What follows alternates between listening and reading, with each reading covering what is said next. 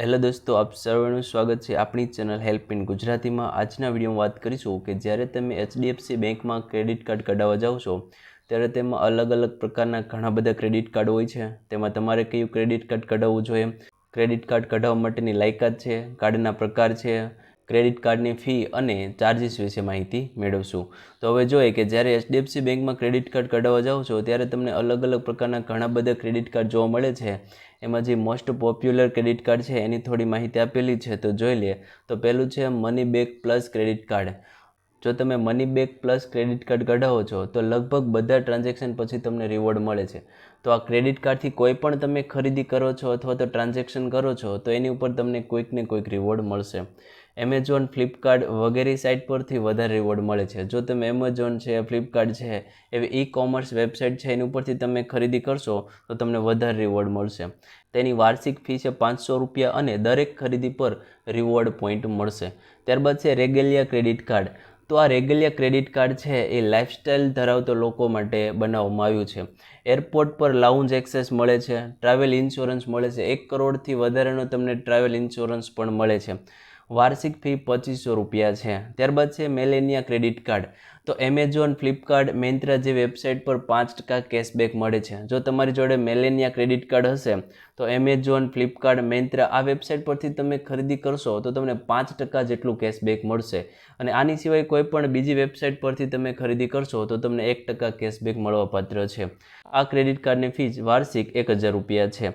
ત્યારબાદ છે Infinia credit card. તો ઇન્ફિનિયા ક્રેડિટ કાર્ડ છે એ માત્ર ઇન્વાઇટ કરવાથી તમને મળે છે। તો અનલિમિટેડ લાઉન્જ એક્સેસ તમને મળે છે, એમાં કોઈ લિમિટ નથી। હોટેલમાં અને ઇન્ટરનેશનલ બેનિફિટ છે। જો તમારે વધારે હોટલમાં રોકાવાનું થતું હોય, ઇન્ટરનેશનલ તમે ટ્રાવેલિંગ કરતા હોય તો તમારે એ ક્રેડિટ કાર્ડ કઢાવવું જોઈએ। માત્ર હાઈ નેટવર્ક ઇન્ડિવિજ્યુઅલ માટે છે, એટલે જે લોકોનું નેટવર્ક વધારે હોય છે, જે લોકો ઇન્ટરનેશનલ ટ્રાવેલિંગ કરતા હોય એ લોકો માટે આ ક્રેડિટ કાર્ડ છે। હવે જોઈએ કે ક્રેડિટ કાર્ડ કઢાવવા માટે લાયકાત શું હોવી જોઈએ, તો તમે ક્યારે ક્રેડિટ કાર્ડ કઢાવી શકો છો। તો પહેલું છે, જે વ્યક્તિ ક્રેડિટ કાર્ડ કઢાવે છે એની ઉંમર 21 વર્ષથી વધારે હોવી જોઈએ। ત્યારબાદ છે આવક 15,000થી 75,000 મહિનો હોવો જોઈએ। તો જે પ્રકારે તમે કાર્ડ લ્યો છો એ પ્રમાણે તમારી આવક વધારે હોવી જોઈએ, એટલે કે 15,000થી 75,000 સુધીની તમારી મહિનાની આવક હોવી જોઈએ। ત્યારબાદ સિબિલ સ્કોર તમારો સારો હોવો જોઈએ। જે ક્રેડિટ સ્કોર છે, સિબિલ સ્કોર છે એ તમારો સારો હોવો જોઈએ, એટલે કે ઓછામાં ઓછો તમારો 700 તો હોવો જ જોઈએ। જે સિબિલ સ્કોર છે એ 300થી 900 સુધી હોય છે, એમાં જો તમારો 700 પ્લસ ક્રેડિટ સ્કોર હશે તો તમને ક્રેડિટ કાર્ડ મળવાપાત્ર છે। આધાર કાર્ડ અને પાન કાર્ડ હોવું જરૂરી છે। કોઈ પણ બેંકનું કામકાજ હોય તો આધાર કાર્ડ અને પાન કાર્ડ અત્યારે ફરજિયાત છે, જેથી આધાર કાર્ડ અને પાન કાર્ડ હોવું જરૂરી છે। ક્રેડિટ કાર્ડ તમારી જોડે હોય તો તમને કયા લાભ મળે છે, તો પહેલું છે રિવોર્ડ પોઈન્ટ અને કેશબેક મળે છે। તો ક્રેડિટ કાર્ડથી કોઈ પણ તમે ખરીદી કરો છો તો તમને રિવોર્ડ પોઈન્ટ અને કેશબેક મળવાપાત્ર છે। જ્યારે પણ તમે કોઈ ફ્યુલ લેવા જાઓ છો ત્યારે તમને ત્યાં ડિસ્કાઉન્ટ મળે છે। EMIમાં બિગ સ્પેન્ડ કવરેજ કરવાની સુવિધા મળે છે, એટલે તમે EMI પણ ભરી શકો છો। ફ્રી એરપોર્ટ લાઉન્જ એક્સેસ અમુક કાર્ડમાં મળે છે, એટલે એરપોર્ટમાં જે ફ્રી એક્સેસ લાઉન્જ છે એ તમને મળે છે।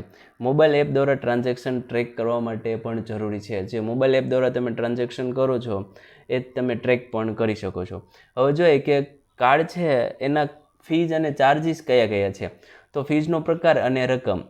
જોડાવાની ફીઝ, એટલે જ્યારે તમે ક્રેડિટ કાર્ડ ખરીદો છો ત્યારે તમારે કેટલી ફીઝ આપવાની હોય છે, તો 0થી 2500 સુધી તમારે ફીઝ આપવાની હોય છે। કાર્ડ પ્રમાણે અલગ અલગ હોય છે, અમુક કાર્ડમાં 0 ફીઝ હોય છે અને અમુક કાર્ડમાં 2500 સુધીની પણ ફીઝ હોય છે। ત્યારબાદ છે વાર્ષિક ફી। તો તમારે એન્યુઅલ ફી કેટલી આપવાની હોય છે, તો 500 રૂપિયાથી 2500 રૂપિયા સુધીના તમારે એન્યુઅલ ફીઝ આપવી પડે છે। મોડું પેમેન્ટ કરો તો ક્રેડિટ કાર્ડમાં જે તમારે પછી પેમેન્ટ કરવાનું હોય છે, તો તમે મોડું પેમેન્ટ કરશો તો તમને 100થી 1300 રૂપિયા સુધીનો ચાર્જ લાગી શકે છે। ત્યારબાદ છે વિદેશી ટ્રાન્ઝેક્શન ચાર્જ। જો તમે કોઈ વિદેશમાં ટ્રાન્ઝેક્શન કરો છો તો 3.5% સુધીનો તમને ચાર્જ લાગી શકે છે। હવે જો તમે HDFC ક્રેડિટ કાર્ડ લેવા માંગતા હોય તો કેવી રીતે લેવું એની માટે અરજી કરવાની પ્રોસેસ, એની માટે અલગથી વિડીયો બનાવેલો છે। વિડીયોની લિંક આ વિડીયોની ડિસ્ક્રિપ્શનમાં આપેલી છે, ત્યાંથી તમે જોઈ શકો છો, અથવા તો આ વેબસાઇટ પર બ્લોગ મૂકેલો છે એ તમે વાંચી શકો છો। એ બ્લોગની પણ લિંક વિડીયોની ડિસ્ક્રિપ્શનમાં આપેલી છે। હવે જોઈએ કે તમારે કયું ક્રેડિટ કાર્ડ ખરીદવું જોઈએ, તમારી જરૂરિયાત પ્રમાણે તમારે કયું ક્રેડિટ કાર્ડ ખરીદવું જોઈએ। જો તમે વધારે ઓનલાઈન શોપિંગ કરતા હોય તો તમારે મિલેનિયા અને એમેઝોન પે ક્રેડિટ કાર્ડ છે એ તમારે ખરીદવા જોઈએ। અને જો તમે વધારે ટ્રાવેલિંગ કરો છો, લાઉન્જ એક્સેસ તમારે વધારે જોઈએ છે, તો તમારે રેગેલિયા છે અને ડિનર ક્લબ જે ક્રેડિટ કાર્ડ છે એ તમારે લેવા જોઈએ. સામાન્ય ઉપયોગ માટે, તમારો જનરલ ઉપયોગ માટે તમે ક્રેડિટ કાર્ડ ખરીદતા હોય તો મની બેક પ્લસ છે અને ટાટા ન્યૂ ક્રેડિટ કાર્ડ છે એ તમારે ખરીદવું જોઈએ. જો તમારે વધુ લિમિટ અને પ્રીમિયમ લાભ વધારે જોઈતા હોય તો તમારે ઇન્ફાનિયા અને રેગેલિયા તમારે ક્રેડિટ કાર્ડ ખરીદવું જોઈએ. પેસેન્જર ટ્રેનમાં મુસાફરી માટે, જો તમારે રોજે ટ્રેનમાં તમારે મુસાફરી કરવાની હોય અથવા તો એવા કોઈ બિઝનેસ સાથે જોડાયેલા હોય તો તમારે ટ્રેનમાં વધારે મુસાફરી કરવાની હોય તો તમારે IRCTC કાર્ડ કઢાવવું જોઈએ. બિઝનેસ માટે તમે જો ક્રેડિટ કાર્ડ કઢાવતા હોય તો બિઝનેસ ક્રેડિટ કાર્ડ છે એ તમારે કઢાવવું જોઈએ. તો આ તમારી જરૂરિયાત પ્રમાણે કાર્ડના નામ છે, તો એ પ્રમાણે તમારે ક્રેડિટ કાર્ડ કઢાવવું જોઈએ. જો મિત્રો તમને આ વિડીયો ગમ્યો હોય તો જરૂરથી લાઇક કરી દેજો, ચેનલને સબસ્ક્રાઈબ કરી દેજો. ધન્યવાદ દોસ્તો.